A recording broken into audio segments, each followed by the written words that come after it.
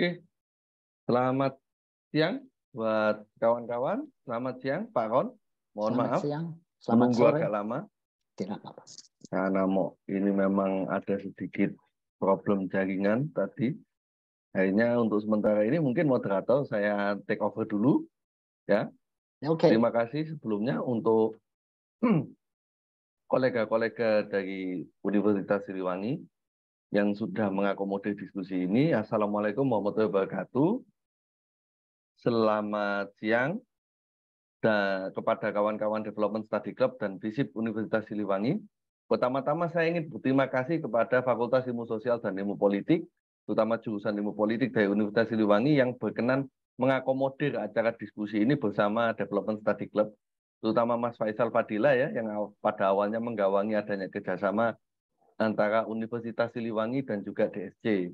Juga kepada Bu Fitriani Yuliawati selaku Wakil Dekan 1 FISIP Universitas Siliwangi yang sudah berkenan meluangkan waktu untuk memberikan sambutan pada diskusi hari ini. Nah, kali ini kita akan membahas salah satu tema yang merupakan permasalahan jangka panjang di Indonesia. Jadi, mengukur pembangunan regional di Indonesia yang merupakan bagian dari Kehin Lecture, serangkaian diskusi publik yang diorganisir oleh DSC untuk menghormati Profesor George McTurnan Kehin dari Universitas Cornell yang membawa banyak akademisi luar negeri untuk mengkaji Indonesia secara objektif dan komprehensif. Bicara tentang kajian Indonesia, DSC bersama FISIP Universitas Siliwangi di sini mengundang narasumber yang pernah mengenyam pendidikan di Universitas Cornell. Pastinya juga pernah ketemu dengan Prof. George McTurnan Kehin ini juga ya di sini.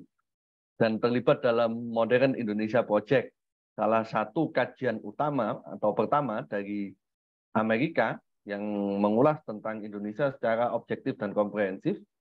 Nah, beliau ini adalah Pak Ronald Alfred Witton. Nah, di sini Pak Witton meraih gelar sarjananya dan magisternya dari Universitas Sydney, Australia. Lalu ia melanjutkan studi doktoralnya di jurusan Sosiologi Pembangunan Universitas Cornell, Amerika Serikat, dengan disertasi berjudul Regionalism and Development in Indonesia 1950 to 1965. Nah, menariknya Pak Witton ini juga penerjemah dan interpreter tersertifikasi NAATI Australia untuk bahasa Indonesia dan bahasa Melayu. Nah, biasanya kawan-kawan yang ingin kuliah ke luar negeri, terutama Australia, ada beberapa universitas yang meminta sertifikasi NAATI. Nah, ini bisa ke Pak Witton juga. Nah, usai menuntaskan pendidikan S3-nya, Pak Witton ini melalang buana menjadi dosen di berbagai universitas di Australia. Salah satunya di School of Social Science di Universitas Flinders, juga menjadi dosen bahasa Indonesia di Universitas Wollongong, dan University of South Pacific, yang mana ia mengajar sosiologi juga bahasa Indonesia. Selain itu, Pak Witton ini pernah menjadi visiting senior fellow di FISIPOL UGM dan juga visiting senior akademik di Universitas Brawijaya dan Universitas Negeri Yogyakarta. Juga menjadi visiting profesor di alma maternya Universitas Cornell. Nah, sebagai akademisi, Pak Witton ini juga aktif menulis di berbagai jurnal akademik seperti artikelnya mungkin Sukarno and the Nons, The Development of Cities in Java, Dualism of Development, dan berbagai artikel lain mengenai sosiologi, pembangunan, dan Indonesia. Nah, nampaknya nggak perlu berlama-lama lagi. Jadi agenda kita pada siang hari ini yang akan diawali dengan sambutan dari Bu Fitriani Yuliawati, selaku Wakil Dekan 1 Fakultas Ilmu Sosial dan Ilmu Politik Universitas Siliwangi. Waktu dan layar saya persilakan Bu Fitriani. Baik, terima kasih Mas Reza. Tapi sebelumnya, please let me use English in this speech to our audience. Lebih mudah untuk saya. Okay, Prof. Witton. Good afternoon, everyone. The honored speaker, Ronald Witton, lecturer in Social School of Social Science, Flinders University. All the college at the Development Study Club, especially Mas Reza Maulana Hikam as the coordinator, and online public lecture participants, all, especially our students in Department of Political Science. And I also thanks to my beloved head of Department Political Science, Ibu Widya Stuti, all the to attend this online public lecture participant. On this happy occasion, I am very happy and proud to be able to speak in front of all of you at this public lecture with the theme, the problem of regional development in Indonesia. As a country with a diversity of cultures, language, and abundant natural wealth, Indonesia faces complex challenges in developing each region. We all really realize that regional development is the key to creating prosperity for all Indonesian people. And the main key in improving the quality of life and advancing the nation. However, the problems in regional development in Indonesia are still very complex. There are still many areas that are isolated and less connected to big cities. So that the disparities between regions are increasingly felt. Problems of infrastructure, quality of human resources, and economic and social disparities are still big challenges for all of us. However, that doesn't mean we don't make efforts to overcome this problem. The Indonesian government has initiated various regional development programs aimed at reducing disparities between regions in Indonesia. These programs include infrastructure development, improving the quality of human resources, and improving people welfare. Of course, the efforts of the government alone are not enough. Participation from all elements of society is required to be involved in regional development in Indonesia. I am sure together we can contribute to creating equitable and sustainable development in all regions in Indonesia. With a predetermined theme, I hope this public lecture can provide broader insight and a deeper understanding of regional development issues in Indonesia. I also hope that this event can become a medium for generating new and creative ideas that we can apply to regional development in Indonesia. Finally, I will thank to the committee for inviting me to speak at this public lecture, and I congratulate all the participants who attended this event. Hopefully, this event can provide benefits and inspiration for all of us. And lastly, I would like to convey that it's an honor if Professor Ronald can visit Siliwangi University in person. Thank you very much. Oke, terima kasih atas sambutannya, Bu Fitriani Yuliawati. Sudah menyempatkan waktu di jalan ini repot. Iya. Terima kasih banyak. Maaf ya, Mas Reza.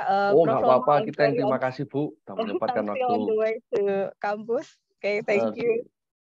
Nah, kali ini untuk diskusinya akan saya berikan kepada moderator, Mbak Novilia Safira, selaku moderator dari Development Study Club. Waktu dan tempat, saya persilakan. Terima kasih Mas Reza atas waktunya. Ya, baik. Assalamualaikum warahmatullahi wabarakatuh. Selamat sore. Ya, di sini perkenalkan saya sebagai moderator Novilia Safira. Di sini saya akan memulai acara diskusi kali ini yang bertema mengukur pembangunan regional di Indonesia. Indonesia sebagai salah satu negara berkembang di kawasan benua Asia, yang mana di sini pembangunan regional akan menunjang suatu kesejahteraan masyarakat. Nah, di sini saya sebagai moderator akan langsung saja ya untuk Bapak Ronald Witton untuk menjelaskan bagaimana diskusi kali ini, yaitu mengukur pembangunan regional di Indonesia. Terima kasih. Mau saya mulai sekarang? Jadi Silakan, boleh mulai. Prof. Ya, Bapak. Oke. Saya harus mulai dengan berterima kasih diundang dan juga atas sambutan ini dan juga minta maaf minggu yang lalu jarang sekali ada putusan listrik di sini dan sudah bertahun-tahun tidak ada. Jadi tepat pada waktu ada seminar putus listrik. Jadi maaf atas itu dan terima kasih atas kesabaran menunggu seminggu. Oke, saya ada cukup banyak untuk dibicarakan, jadi dan mungkin akan saya berbicara agak cepat. Saya senang ini direkam, jadi mudah-mudahan orang bisa mendengarnya lagi. Dan juga semua share screen, gambar saya dan lainnya akan atau ada dengan Mas Reza atau akan saya kirim, jadi bisa mendapatnya kalau mau melihatnya lebih teliti. Apalagi saya sudah mengirim kepada Mas Reza riwayat CV, riwayat hidup tulisan saya, dan di sana bisa melihat semua bahan yang sudah saya nulis kalau mau lebih dalam dengan itu. Jadi dengan permulaan ini akan saya mulai. Sedikit tentang saya sendiri, keturunan imigran dari Jerman, datang ke Australia 39. Jadi di SMA saya dengan mudah berbahasa Jerman, jadi tiba di universitas agak dengan Prancis dan Jerman, karena itu dari SMA kebetulan di perpustakaan duduk sehari. Di samping saya ada mahasiswa dari Asia, kebetulan orang Indonesia. Kami perkenalkan satu sama lain. Dia memperlihatkan kepada saya tentang bahasa Indonesia. Saya sangat tertarik mendapat tahu bahwa di universitas itu diajar bahasa Indonesia. Dengan segera saya mendaftarkan nama dan dari saat itu saya sangat tertarik dengan bahasa Indonesia. Kebetulan mahasiswa itu nanti menjadi best man di perkawinan saya dan saya best man di perkawinan dia dan sampai seumur hidup berkawan kami berdua dari kebetulan ketemu. Akhir tahun pertama saya jadi itu 62 selesai 1 tahun di S1. Saya ke Indonesia dengan keluarga Albert, itu nama mahasiswa ini, dan berkeliling di Indonesia. Dan dari saat itu saya sangat tertarik dengan Indonesia.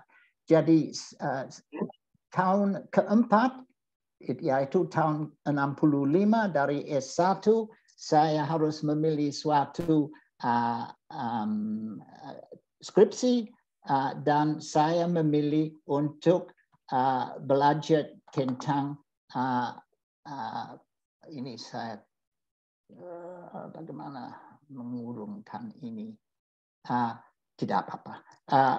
Jadi untuk disertasi saya memilih tulisannya Bung Karno dan saya mempelajari tulisannya dari sebelum kemerdekaan dibandingkan dengan tulisannya atau pidatonya sesudah kemerdekaan, dan itu menjadi skripsi saya. Dan sebagai sekarang saya harus coba new share. Oke, kami ke sana. Mudah-mudahan ini untuk maaf. You share. Oke, ini dia. Sekarang push share screen. Maaf. Oke, BA. Oke, jadi bahan saya itu yaitu di bawah bendera revolusi, itu bukunya Bung Karno, dan 65 saya kebetulan diundang ke istana untuk makan pagi atau sarapan dengan beliau. Dan saya ada kesempatan untuk ini maaf. Sering saya dalam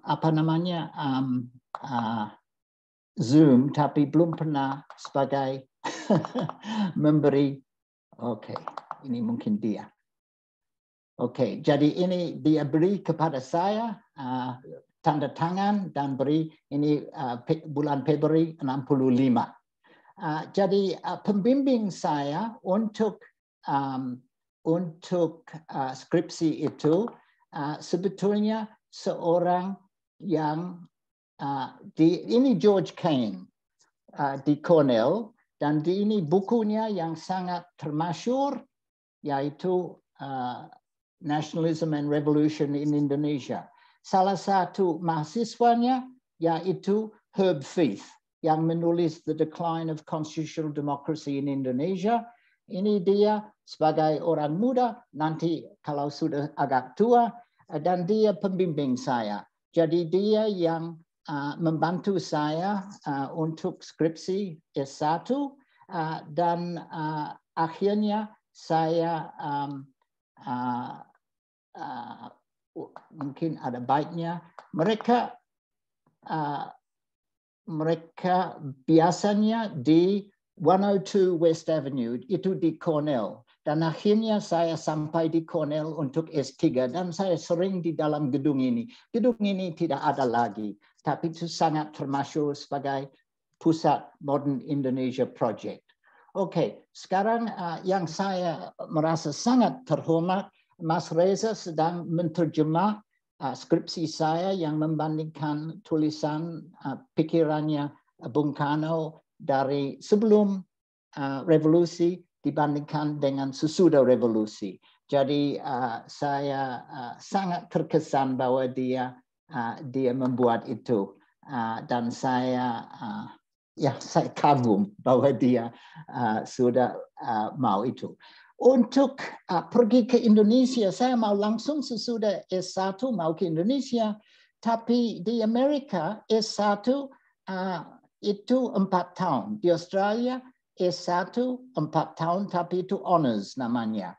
Tapi Cornell minta bahwa saya S2 sebelum saya boleh ke Cornell. Jadi saya kebetulan ketemu dengan orang antropolog namanya Mervyn Jaspen, dan dia dulu mengajar di Universitas Pajajaran. Dan di sana dia ada 37 mahasiswa untuk S1 di sana, dan ke-37 mahasiswa itu memilih desa di seluruh, biasanya desa dekat tempat asalnya. Jadi coba kalau saya bisa ini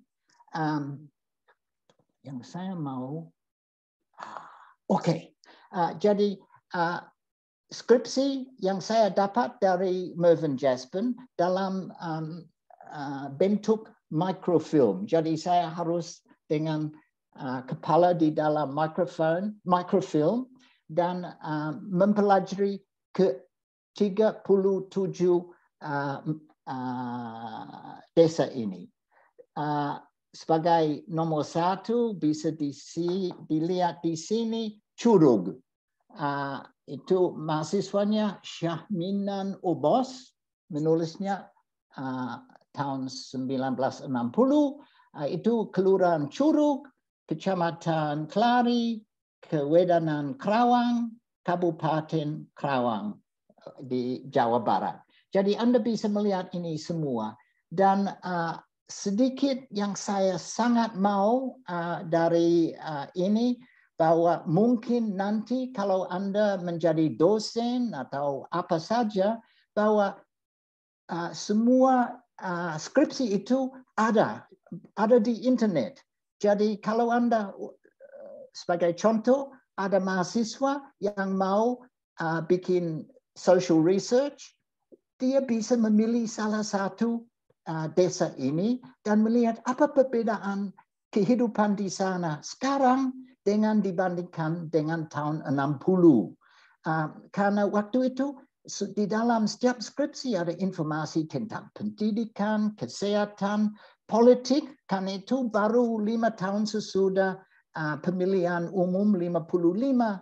Jadi bisa melihat berapa orang PNI, berapa orang PKI, berapa orang masyumi, berapa apa saja.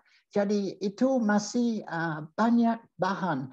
Dan semua desa itu ada latar belakang atau tujuan sama. Jadi setiap skripsi bisa dibandingkan satu sama lain.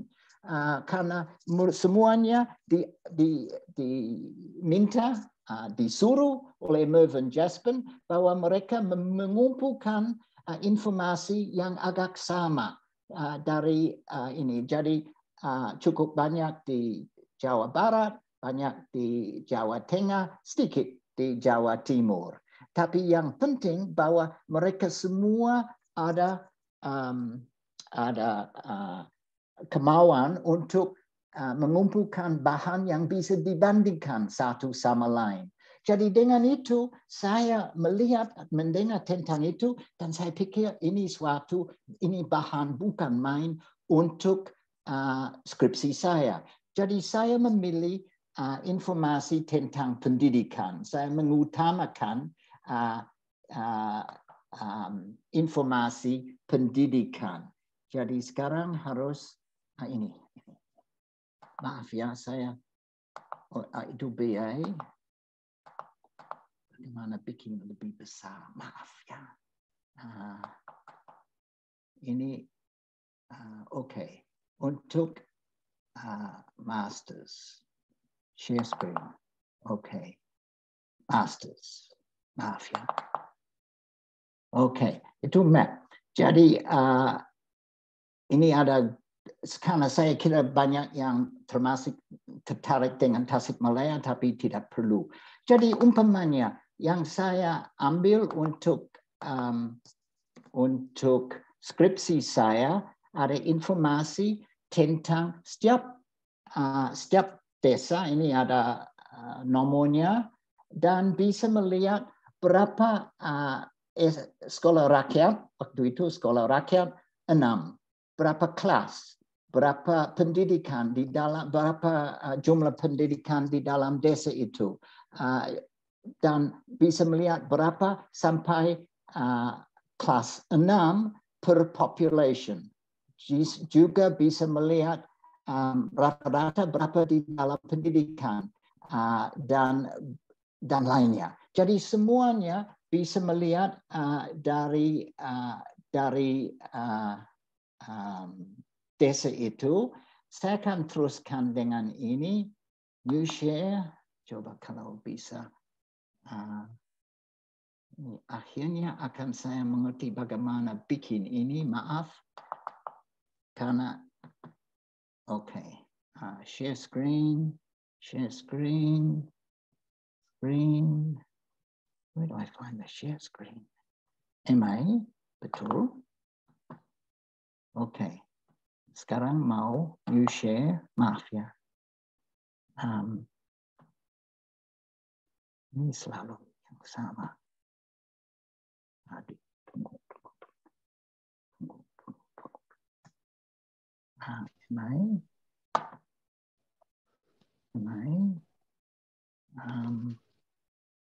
Ke atas sedikit.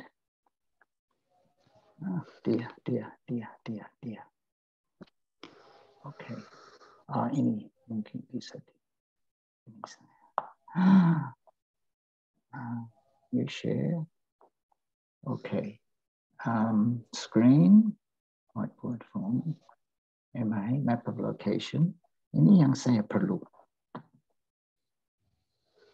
Oke. Bisa. Maaf ya. Bikin malu. Oke. Yang saya mau perlihatkan sebetulnya bahwa dan mungkin saya bicarakan saja, Anda bisa melihat berapa membandingkan berapa murid laki-laki dan perempuan yang masuk kelas 1, berapa persentase dari mahasiswa itu, pelajar itu masih ada kelas 6, dan juga bisa membandingkan bagaimana berapa perempuan dibandingkan dengan laki-laki sebagai contoh. Dan umpamanya kalau Anda sekarang ke sana, apakah bisa melihat ada, karena jelas lebih banyak laki-laki dari perempuan di dalam desa-desa itu. Tapi sudah cukup baik. Saya terkesan juga. Tapi Anda bisa sekarang melihat apakah ada kenaikan pangkatnya untuk yang perempuan di sana. Saya juga harus mencari cara untuk tunggu. Saya baru, ya, itu dia. Okay. Share screen.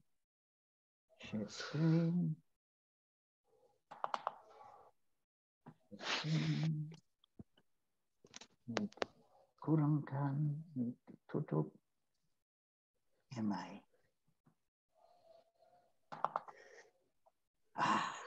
Oke. Jadi saya melihat itu, tapi juga saya ada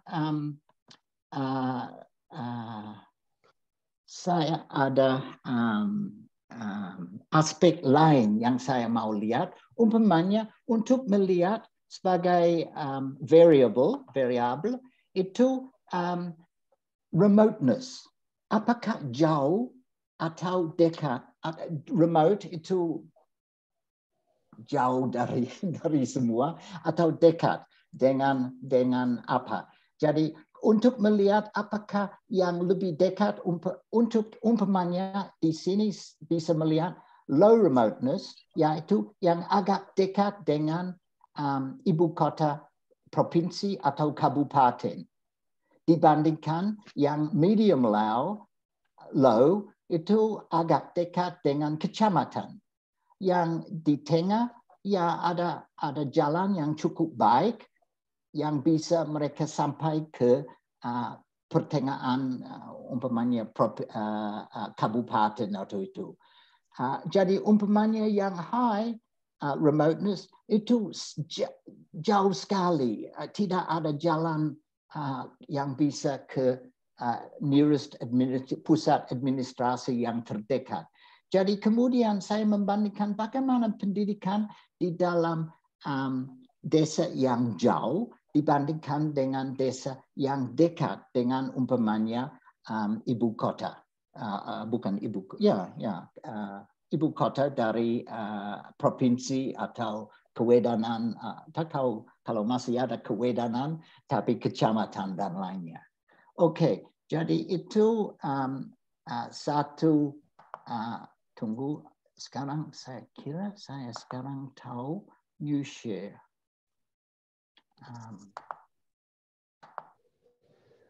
Oke. Sekarang mau lihat di sini lagi. Yang saya ada kesulitan untuk mengecilkannya. Tak tahu bagaimana caranya. Oke, saya harus minta maaf sebegitu primitif saya. Oke, jadi oke.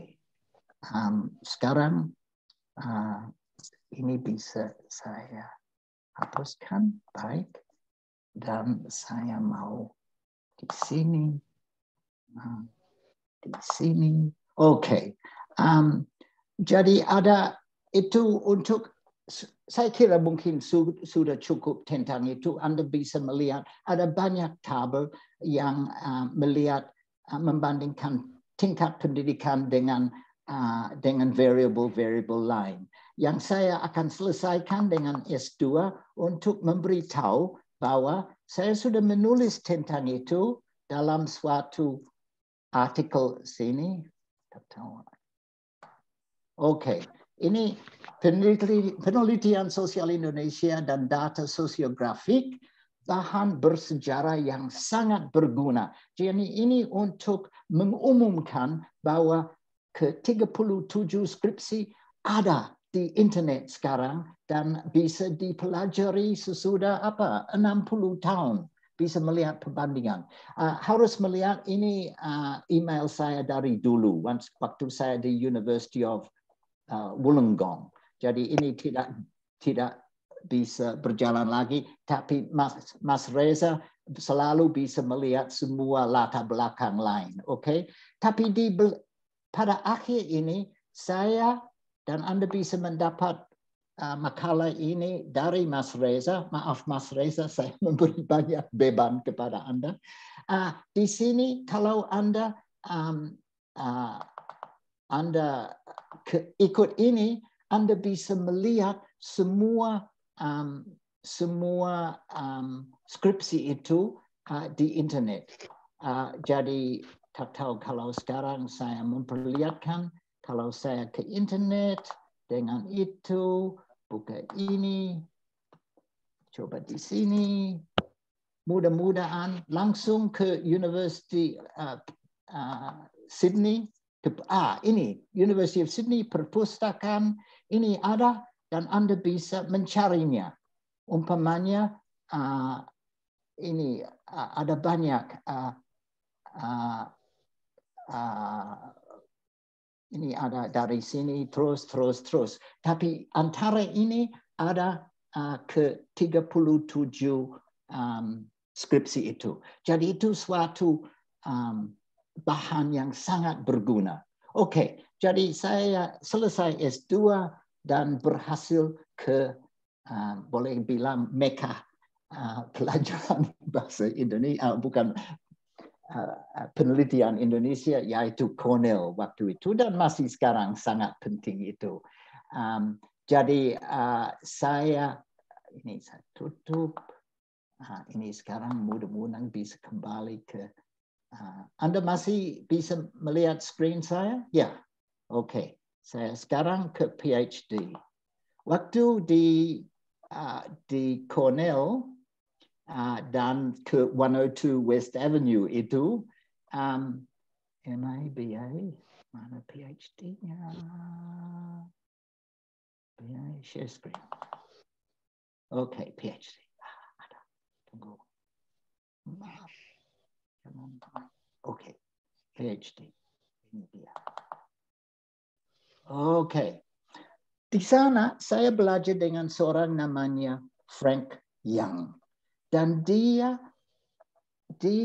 ada 3 konsep seperti variable ya, yang sangat penting, yaitu structural differentiation, solidarity, and relative centrality. Nah, relative centrality saya sudah melihat di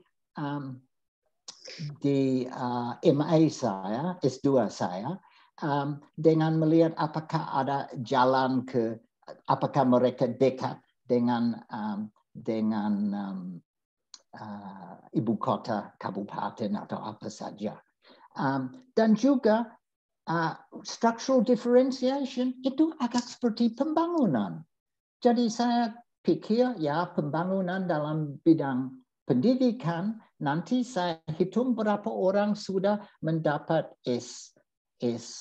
selesai sekolah rakyat, berapa yang sudah sampai SMP, berapa yang sudah ke SMA, berapa yang sudah di universitas. Tapi dia bilang bahwa ada perbedaan kalau melihat aggregated statistics, yaitu itu pusat perhatian perorangan, ya berapa orang SD, berapa orang SMA dan lainnya, dibandingkan dengan melihat structural, daripada pikir berapa orang, harus sebagai itu unit of analysis, itu umpamanya harus desa sendiri atau kota sendiri atau negeri sendiri, daripada mengumpulkan, menambah semua orang ada di dalamnya. Jadi saya mau menjelaskan itu sekarang. Jadi structural differentiation, solidarity itu solidaritas untuk melihat gerakan orang dalam bidang politik dan lainnya. Akan saya jelaskan. Ini langsung dari skripsi saya, dan skripsi saya ada juga di internet, dari Mas Reza bisa mendapatnya. Jadi ini saya bilang, bisa melihat, structural differentiation is a concept that has been used to indicate the degree of complexity within a social system. Thus, to measure this concept, attention would be focused not so much on the number of institutions, such as high schools in a community, but rather on the variety of different types of schools, technical, home science, general academic. Jadi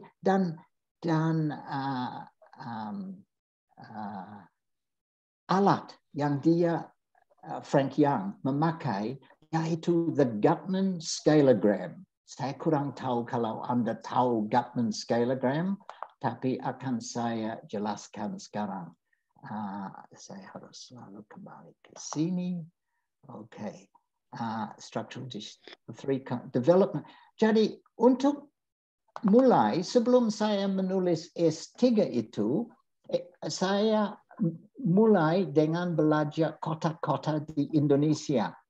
Dan saya memakai konsepnya structural differentiation untuk mengukur pembangunan kota-kota di Indonesia. Jadi ini dari Southeast Asian Journal of Sociology, The Development of Cities in Java, a Preliminary Empirical Analysis. Dan ini saya mulai dengan melihat untuk kota-kota itu, melihat structural complexity. Dari umpamanya, membandingkan berapa orang dokter di Tuban, dibandingkan berapa dokter di Bandung, berapa orang yang selesai, apa persentase selesai SMA di Pekalongan, dengan berapa yang selesai SMA di Cilacap, saya mau memakai suatu pengukuran struktural. Dan ini struktur ini saya mulai dengan there is an SMP di kota itu yang bisa melihat 100% dari kota tahun 60, tak tahu itu 60, 61, ada SMP. Yang salah, yang tidak ada kosong. Jadi 100%. Kemudian SGB, Lower Teachers Training School. ST, Lower Technical School. Kalau Lower Technical School hanya 92%. Turun-turun di sini nomor 7 ada PGSLP, itu Teacher Education for Lower Secondary. Jadi untuk menyiapkan guru untuk SMP hanya 10% dari kota itu ada. Dan ada kesalahan satu, jadi tak tahu kesalahan, mungkin seharusnya ada tapi tidak ada atau apa saja. Jadi Anda bisa melihat sampai yang paling ini ada SPK, School for Social Education and Vocational Training Center. Hanya ada satu. Ya, tentu saja di Jakarta pada waktu itu. Jadi itu Anda bisa melihat. Dan kalau bikin gambar dengan Gutman scalegram, sekarang harus, saya sudah belajar ke sini, structural differentiation. Itu yang saya baru ada. Sini bisa melihat gambar. Jakarta ada semuanya. Kalau kami melihat Sukabumi, maaf. Baru ke mana? Ini lagi. Coba. Oke. Ini. Kalau melihat umpamanya Cilacap, ini ada satu itu SMP, tak tahu semua itu. Tapi pada waktu itu tidak ada lagi. Dibandingkan dengan Jakarta, yang ada banyak. Yogyakarta. Ya, pusat pendidikan. Ini yang VOC dan SPK tidak ada. Jadi di sini juga bisa melihat kadang-kadang aneh. Kalau Sukabumi, ini ada semuanya sampai ini, tapi tidak ini ada PGSLP kebetulan. Mungkin ada orang yang mendirikan desainnya. Tapi pada umumnya ini memberi suatu structural ranking dari kota itu. Dan ini bisa dibuat umpamanya untuk kota, bisa juga dibuat untuk kabupaten, bisa dibuat untuk kecamatan, malahan di desa. Dan juga ini pendidikan, tapi Anda bisa pikir mungkin dalam bidang kesehatan, dan nanti di dalam skripsi saya membandingkan, kalau sudah ada kemajuan dalam pendidikan, sering ada correlation yang tinggi dengan kesehatan. Jadi umpamanya ada puskesmas, tentu saja. Tapi akhirnya apakah ada universitas dengan fakultas medicine, pengobatan? Itu hanya berapa kota di Indonesia yang ada universitas dengan fakultas pengobatan, itu betul? Bisa membantu? Anyway, you understand, Faculty of Medicine. Jadi dalam banyak bidang, umpamanya apakah ada fakultas lain seperti architecture dan lainnya. Jadi ini saya sekarang secepat mungkin ke bidang lain. Jadi itu PhD Structural Differentiation. Jadi ini untuk membandingkan dari 50 atau 57, saya umpamanya beberapa ini menggabungkan bukan saja pendidikan atau kesehatan, tapi digabungkan. Jadi mulai dengan puskesmas, tapi tanpa juru rawat yang kualifikasi. Nomor 2 ada rumah pos, ya, kantor pos. 97. Ada assistant post office, ada apotek dengan juru rawat. Terus ada rumah sakit umum. Ada ini 87. Aneh, ada SMP hanya 79 yang ada.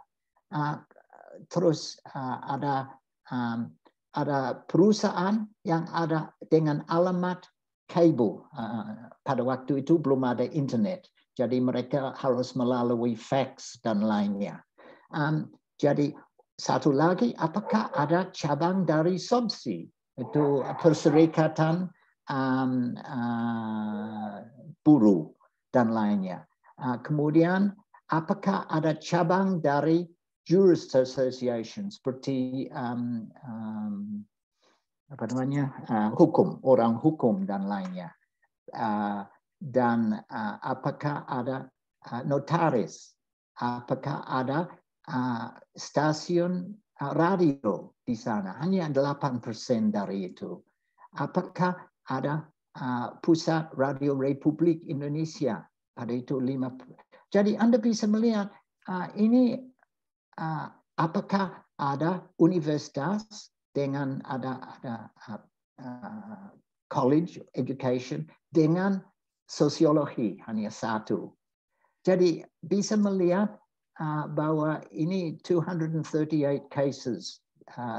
Itu saya dalam itu semua dari kabupaten sampai ke provinsi, ibu kota provinsi. Jadi 258 tempat. Kan itu bisa membandingkan umpamanya suatu kabupaten di Jawa Timur dibandingkan dengan Jakarta umpamanya. Jadi ini menjelaskan cara untuk mengukur pembangunan dengan suatu perhatian teristimewa, itu structural bukan kuantitatif. Kemudian untuk ada 3 konsep variables. Untuk centrality, Anda ingat tadi saya selalu melihat apakah ada jalan antara desa itu sampai ke ibu kota, kabupaten atau apa saja. Di sini saya umpamanya melihat apakah ada pelabuhan udara, pelud, Waktu saya belajar bahasa Indonesia itu lapangan terbang, saya bilang. Jadi sering bahasa saya sangat kuno. Jadi kan ini suatu centrality dari suatu provinsi atau kota provinsi. Apakah bisa langsung ke Jakarta atau harus melalui kota lain sebelum ke Jakarta? Ini suatu konsep untuk mengerti apakah tempat itu agak sentral di dalam Indonesia atau agak remote. Saya kurang tahu remote dalam bahasa Indonesia. Mungkin saya bisa melihat Anda semua tentu tahu, tapi remote. Kalau remote in English,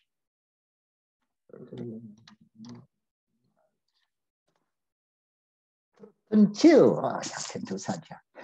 Jadi bisa melihat itu, dan Anda akan tanya bagaimana saya tahu tentang semua aspek tentang umpamanya penerbangan, karena bukan saja penerbangan, tapi saya ada banyak aspek lain untuk centrality. Mengapa? Itu karena di Cornell, di perpustakaan Cornell, itu menjadi namanya deposit library untuk pemerintah Amerika. Jadi Amerika sebagai imperialis ada tangannya di seluruh dunia, dan juga pada waktu itu menjual PL480, itu makanan Amerika bisa diekspor dan dibeli oleh umpamanya Indonesia memakai rupiah bukan dolar. Dengan rupiah itu pemerintah Amerika bisa membiayai kedutaannya, bisa memberi hadiah kepada kawannya, bisa membiayai mata-matanya yang ada di kota-kota. Tapi juga mereka membeli semua terbitan di setiap negara hampir di dunia. Jadi di Indonesia apa saja yang diterbitkan, yaitu buku tahunan penerbangan di Indonesia, buku tahunan perbankan, buku tahunan universitas, buku tahunan apa saja mereka beli. Biasanya ya 5-6 kopi. Satu untuk CIA, yang lain untuk Library of Congress, yang lain untuk Cornell University, Wisconsin University, untuk ada salah satu di California, University of Berkeley, mereka deposit library. Jadi saya itu seperti suatu kemenangan besar. Saya tidak harus untuk S3 ke Indonesia. Saya tidak bisa tahu ini semua, tidak bisa ke berapa 257 tempat untuk mendapat tahu apakah ada cabang bank BCA atau apa di kota itu. Tapi di perpustakaan Cornell semua informasi itu. Jadi saya dengan itu bisa membandingkan apa yang terjadi tahun 50, 55, 60 dan 65. Jadi itu keempat jangka waktu yang saya pakai. Jadi ada sebegitu banyak informasi. Jadi saya dengan itu, tapi ada lain di bawah saya menulis satu indeks lain, yaitu representasi di kabinet. Umpamanya, apakah dari kota atau daerah itu ada menteri? Kalau sudah ada menteri, tentu saja ada suatu kekuasaan nasional. Jadi itu suatu centrality dari tempat itu. Jadi ada banyak cara untuk saya mengukur centrality, bukan saja penerbangan, tapi juga politik dan lainnya. Jadi sekarang saya kembali ke informasi lain, solidaritas. Jadi,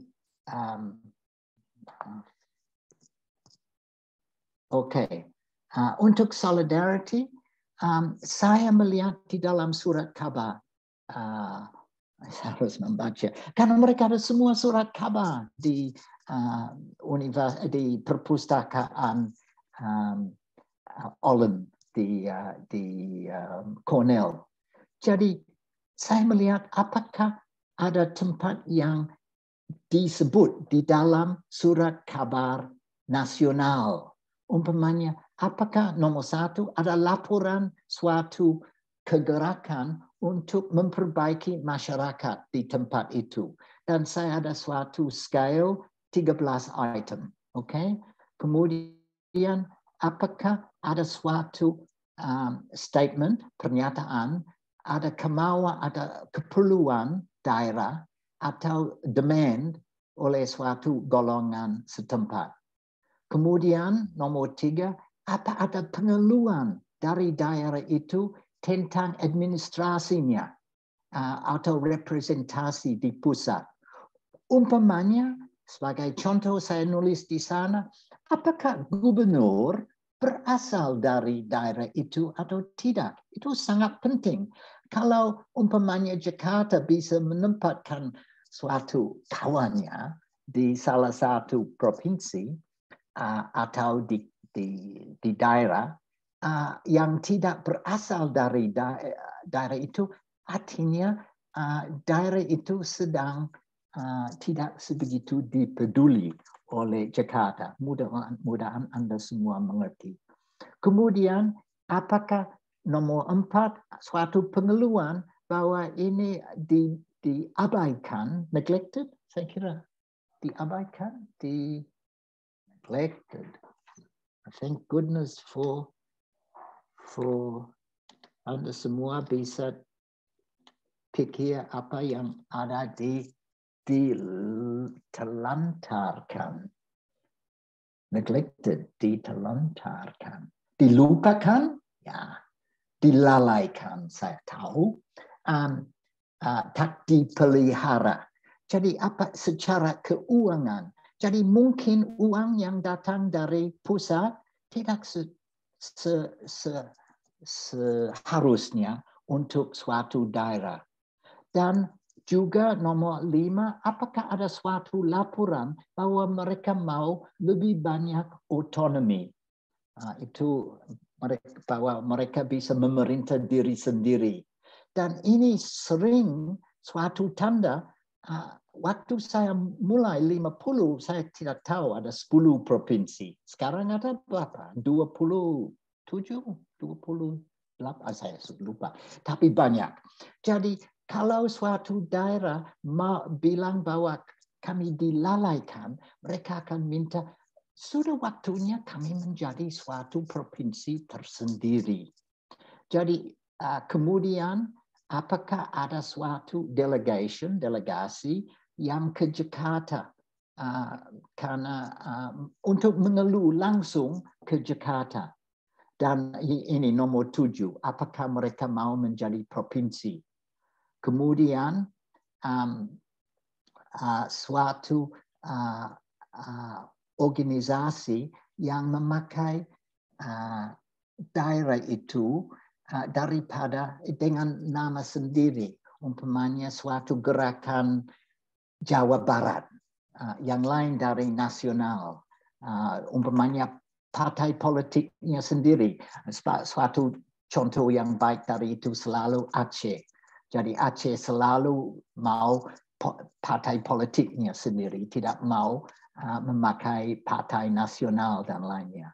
Kemudian apakah nomor 9 ada suatu pernyataan oleh anggota parlemen tentang keperluan daerahnya atau dan terusnya. Apalagi kalau ada suatu pernyataan dari beberapa partai tentang bahwa suatu bidang sedang dilalaikan. Jadi dari itu, jadi kemudian saya tahu sudah agak dekat dengan waktunya, bahwa Frank Young ada beberapa hipotesa, dan itu yang saya testing, menguji. Oke, Jadi sekarang mungkin saya stop share, itu sudah cukup saya kira. Anda bisa melihat semua itu sendiri kalau mau. Ini untuk memperlihatkan ini di dinding saya Bung Karno. Anda semua bisa melihat? Bisa melihat? Ya, ada orang. Ya, jadi oke, ini ruang saya. Oke, sekarang hipotesa, hypothesis dari Frank Young sebagai suatu contoh. Satu hypothesis, kalau structural differentiation tinggi, cukup tinggi, jadi sudah cukup tingkat pembangunannya cukup tinggi, tapi centrality-nya rendah, jadi mereka merasa dilalaikan, yang hipotesis bahwa solidarity akan naik.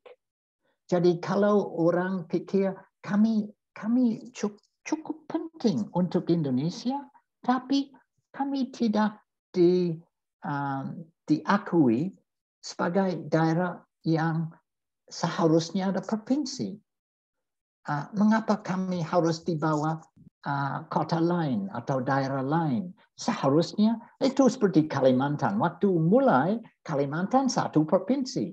Akhirnya ada provinsi, ada Kalimantan Barat, ada Sulawesi Selatan, dan lainnya. Jadi, tapi itu tidak terjadi secara otomatis. Itu perlu bahwa ada gerakan politik. Dan ini namanya solidarity. Jadi daerah itu harus bergabung. Dan mengapa mereka bergabung? Karena tingkat differentiation-nya sudah tinggi. Tapi centrality-nya rendah. Tidak ada penerbangan langsung dari umpamanya dari Pontianak ke Jakarta. Harus melalui Banjarmasin. Daerah Kalimantan Barat bilang seharusnya kami sudah suatu provinsi tersendiri. Jadi saya bisa mengukur itu di dalam skripsi untuk melihat waktu ada kemauan provinsi yang jelas kalau diukur differentiation-nya tinggi tapi centrality-nya rendah. Kemudian mereka harus berjuang untuk diakui, untuk kenaikan centrality yang setingkat agak sama dengan differentiation-nya. Jadi itu ada beberapa hipotesa yang dari hipotesis dari Frank Young, dan saya mulai dengan mengumpulkan bahan supaya bisa mengukur ketiga konsep itu. Kemudian saya bisa menguji, test hipotesa itu apakah mereka betul atau tidak. Jadi kalau nanti cukup berani, bisa coba membaca S3 saya tentang itu. Tapi itu juga mungkin memberi ide sendiri untuk penelitian Anda. Jadi latar belakang saya mengajar sosiologi itu kebanyakan waktunya di dalam penelitian sosial. Dan saya selalu berusaha supaya membedakan unit of analysis. Apakah sedang belajar orang itu dan mengumpulkan bahan tentang orang, itu ada banyak informasi yang penting tentang orang. Tapi kalau mau belajar, mau meneliti yang structural, umpamanya suatu universitas atau suatu kota atau apa saja, atau negara, bisa daripada mengumpulkan sifat pribadi orang, penduduknya, lebih baik mulai memikirkan tentang itu sebagai suatu suatu bentuk. Anda sudah tahu umpamanya untuk kekayaan desa, kalau ada kebetulan seorang yang sangat kaya tinggal di dalam desa itu, kalau melihat nanti rata-rata kekayaan orang di dalam desa itu, nampaknya desa itu cukup kaya. Tapi yang jelas itu karena ada satu atau dua atau tiga keluarga yang sangat kaya, kebanyakan lain miskin.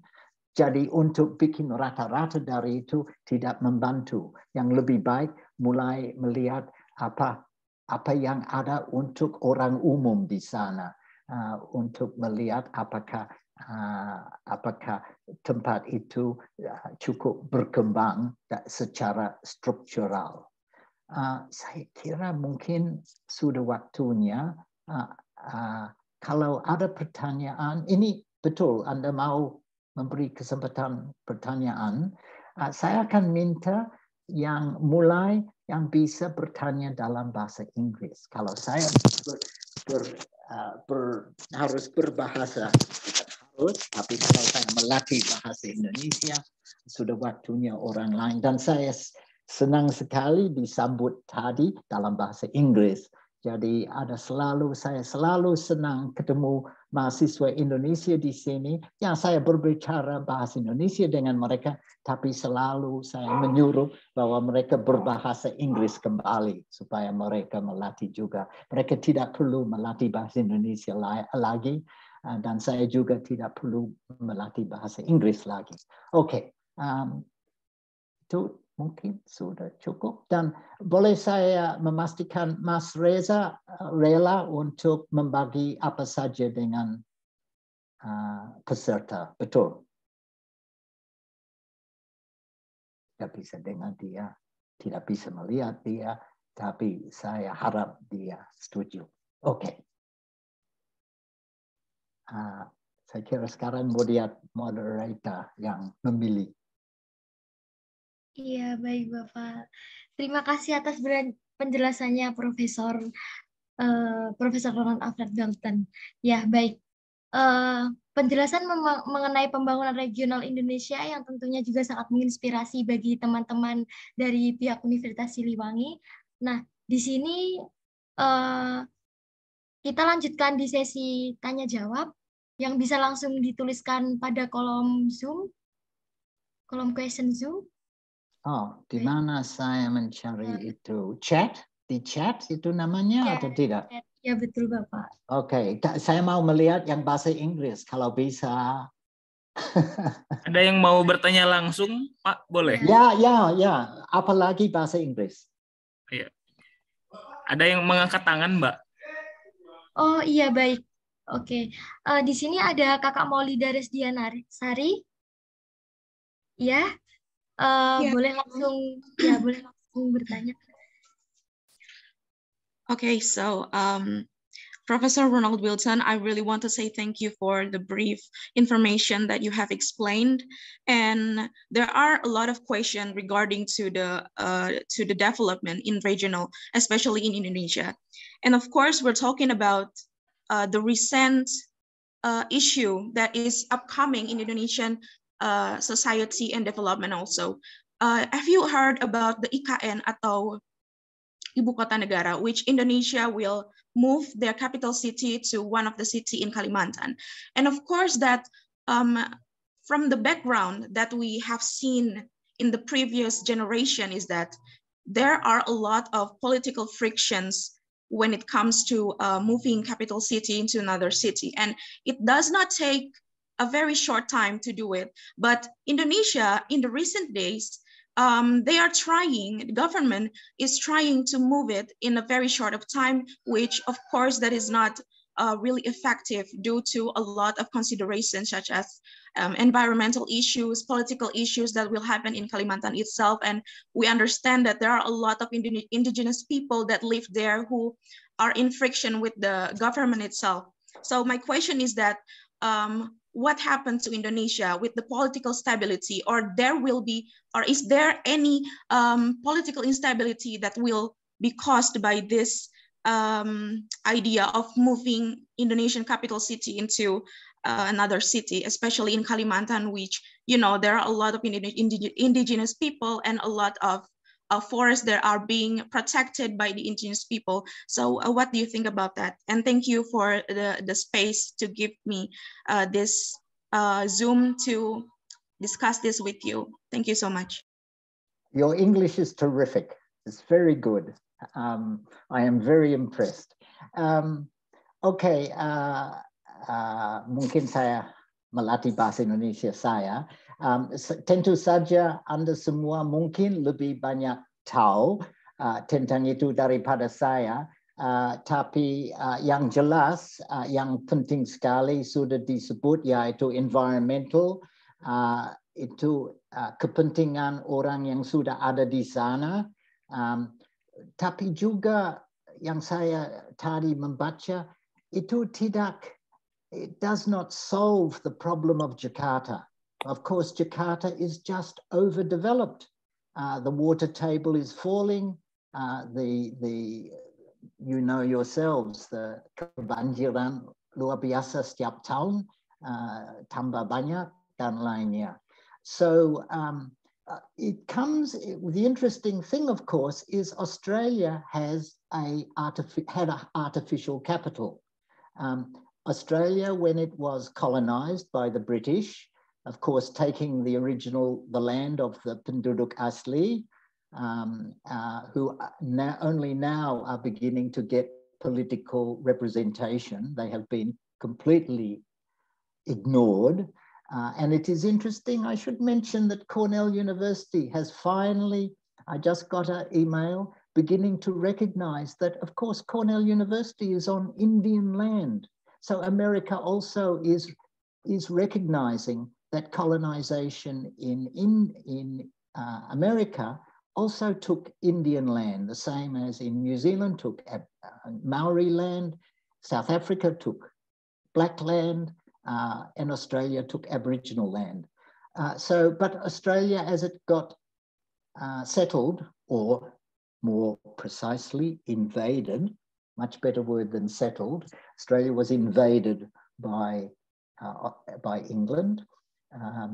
The two cities that were fighting was Sydney and Melbourne. So the only way to solve it was to establish Canberra, halfway between Sydney and Melbourne. Luckily, it was open. Of course, it was Aboriginal land, but it was sheep. Sheep were grazing there. It was sheep country. It had already been cleared. So you have an artificial or a new capital city in Canberra, was a result of international competition for the design of the city. You have a capital city in Myanmar, artificial. You have Brasilia in Brazil also has an artificial or an artificial capital city, not innately growing. Like Batavia became Jakarta, and for that it was clear that it became the capital city, and the problem is, of course, that I don't know how they deal with it. You would have to have very good airport facilities. You're going to have all the diplomatic service there. I'm not sure how many diplomats will be happy to be living in the middle of Kalimantan, but that is their problem. But the other thing is, of course, the cost of it is amazing. So one can understand, but it doesn't solve, for me, the important thing is it doesn't really solve the problem of Jakarta. I can't see the movement of population from the rest of Indonesia, or particularly Java, that continues to move towards Jakarta. It's not going to be moving them to Kalimantan. Even the transmigrasi just couldn't keep up with the movement, the growth in population. So I think all the items that you raised are the things that are going to confront Indonesia, and whether you are going to have the next president as enthusiastic as the present president particularly when finances become short, and at what time will the president be prepared?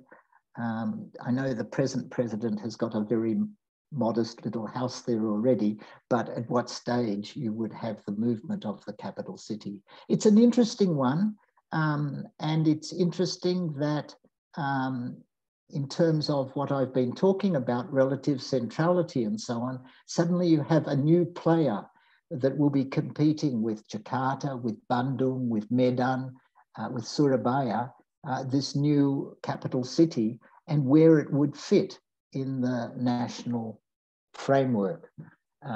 So it's a good question, and my answers are not up to it, I'm afraid. But I thought it was phrased very well. Thank you. Aduh, saya sudah mulai dengan bahasa Inggris daripada bahasa Indonesia. Oke. Baik, terima kasih Bapak atas jawabannya. Untuk selanjutnya, ada pertanyaan dari Bapak M. Ferdian. Ya, di sini saya bacakan pertanyaan cukup menarik kepada Bapak Profesor Ronald Witton, yaitu good afternoon, Prof. Witton. Due to a connection issue, I can open cam. Allow me to ask via chat. Dari Bapak M. Ferdian. Okay. Regarding the different regional development on each place. I see it. Yes, regarding the different regional developments of each place in Indonesia, I want to ask: is it possible that some regional developments were halted due to a conflict of interest with the government? Example, that the regional development will be supported by the central government based on the merits of the regional government or their stance on the central government policy. I think this is happening all the time. This is where you are talking about transparency of government and proper representation, so that if in fact regionals, each time there was a new province, it used to, of course, be fighting the old provincial system, or where the capital of that province. So when Pontianak wanted to be a provincial capital, it had to fight the what you call the conflict of interest with, or the vested interest is the term we usually use, of Banjarmasin, because Banjarmasin would be losing a part of its influence.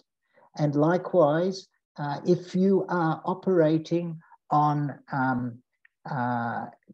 instead of merits, it's on who you know, that is, whether you are getting money because you have a strong political base and you happen to be the brother-in-law of the president or the president's wife or blah, blah, then of course, it is not certain that if the political situation changes, that money will continue to be forthcoming. That's part of the problem with corruption. Corruption is not only bad morally and politically, but it is also interferes with rational development, with the way things should develop. And don't think it's just in Indonesia. At present in Australia, you know, we've just got a new government. The present government is looking at all the times that the last government, and our last government was particularly corrupt, was using development funds to help areas that would elect them. Does that sound familiar? So money in certain areas was being made available to the friends of the existing government. The way they measured it here was to look at areas that voted. Our Conservative Party is called Liberal Party. Liberal usually means slightly to the left, but not, we say capital Liberal. Liberal dengan huruf besar L means conservative here. And you compare it with the amount of money that went to political electorates of Labour Party, and a lot more went to Liberal ones. So it wasn't being done rationally. So part of development studies is political studies. it's not that you can divide the two. And it is interesting, in the old days, they used to have a discipline called political economy. And eventually you had a separation, and you had departments of economics and departments of politics. Whereas political economy allows you to look at class, allows you to look at corruption, allows you to look at the political context of development. Now, good development, and that is, I think, good sociology, looks at all aspects of economics and politics and so on. So I think that if you're thinking about development, you've got to think in a political economic area. So if I look back, yes, it is possible that developments are halted due to conflict of interest with the government.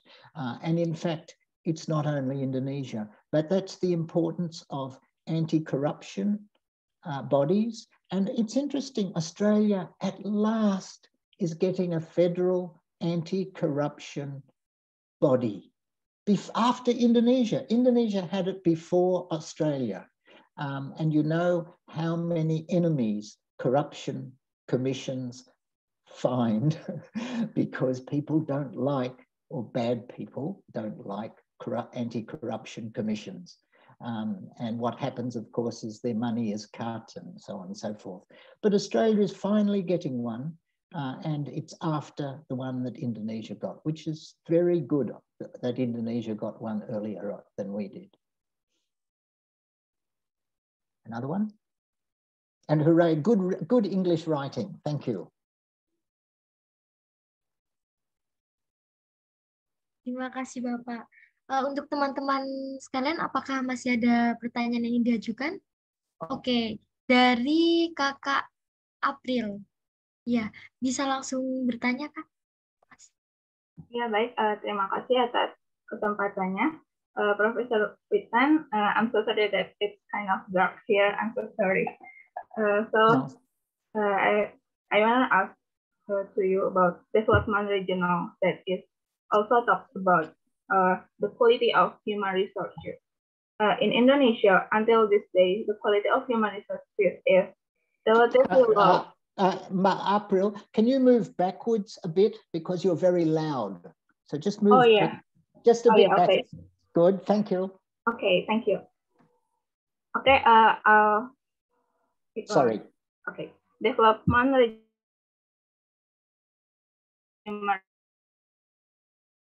Indonesia until the study of human resources is relatively low. It can be proved by the majority of Indonesia's labor are still elementary school graduates. It's based on a Central Bureau statistics. It means that education in Indonesia is not considered important. We can call it like that for the Indonesians. So since you are a sociologist who has examined a lot of Indonesian things, what's the right education system to be implemented in Indonesia? Because education itself not much discussed in here. Thank you. Thank you. I remember when I first started studying about Indonesia, which was in 1962, it was still a time that there was the movement of pemberantasan buta huruf. And if you remember, when the Dutch left, the level of education was very, very low. And it was so impressive, and that was what was good in these village studies, to at least see the number of primary school, we call them primary school, in America, elementary school, the number of primary schools that had been established. So, and since then, of course, you have high schools and then universities. Now, but it's not enough just to think about getting an education. We have to think about the curriculum because that will determine whether a child, a future citizen, how useful they are.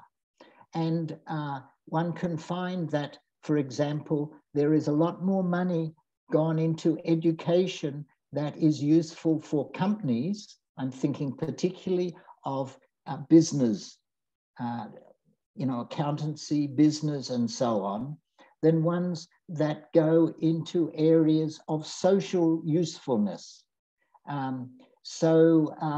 It's quite a important area to think of education, and then look at the occupational advantages that people get. Now, one in Australia, for example, is that with the Conservative government, we got less and less money put into trades, carpentry, plumbing, electrical, which is the work. When you have working class people, you get a professional educational as a plumber or electrician or so on, and you can live quite well with that. And the economy, the country needs you very much. Now, what happened in Australia is the Conservative government sold these technical colleges to private organisations, and they began to change the curriculum. So my feeling is it is really important to have control over the curriculum, and for that it needs to remain in national hands, not in private hands. And then it has to relate to what is needed in society.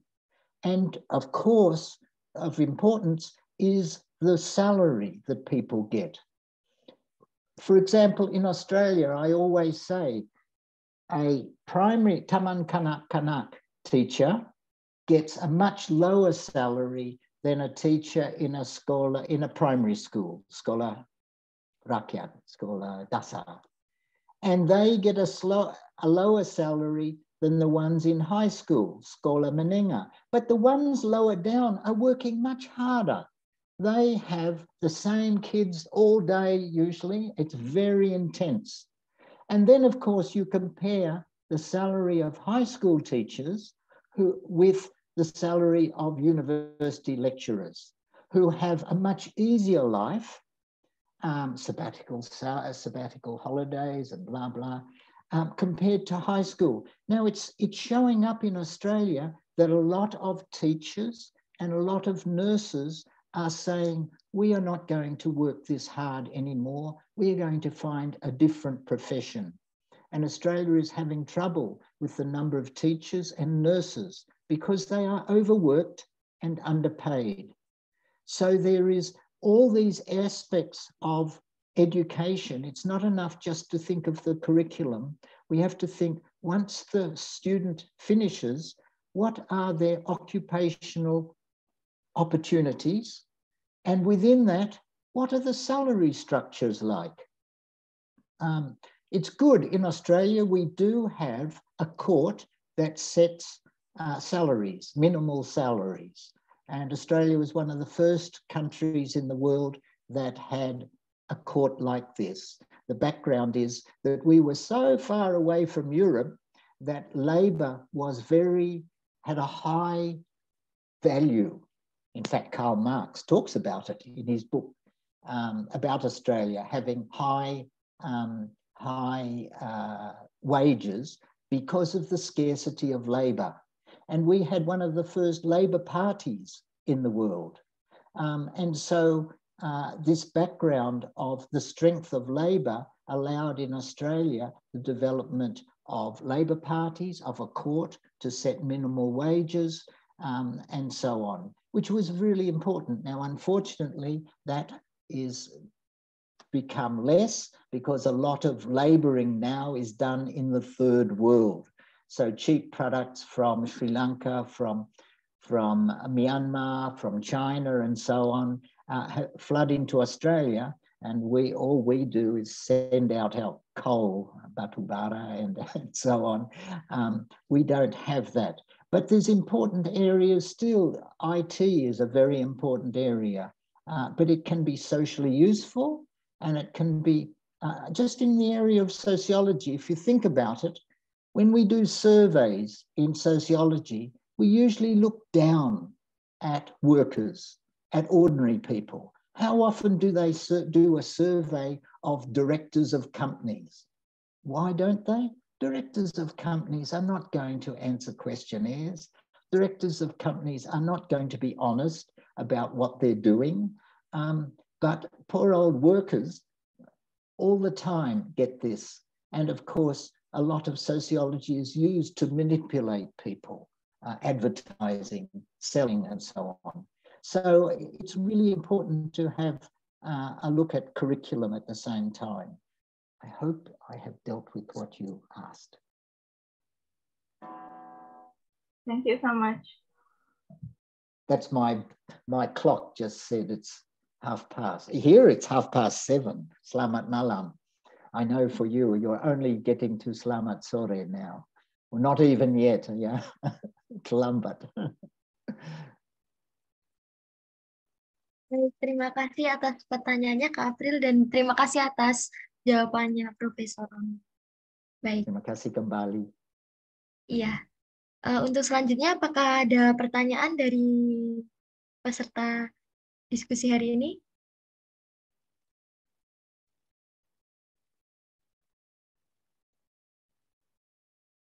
Baik, jika tidak ada pertanyaan, maka pada penghujung acara kain lecture yang diselenggarakan oleh DSC atau Development Study Club dan Fakultas Ilmu Politik dan Sosial Universitas Siliwangi dengan tema mengukur pembangunan regional Indonesia.